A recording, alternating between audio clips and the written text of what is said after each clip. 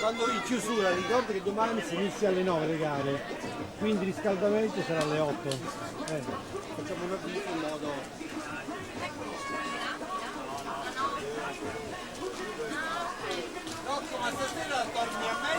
Laura Pedrolli 1:03:40 per aggiudicarsi la 12ª serie.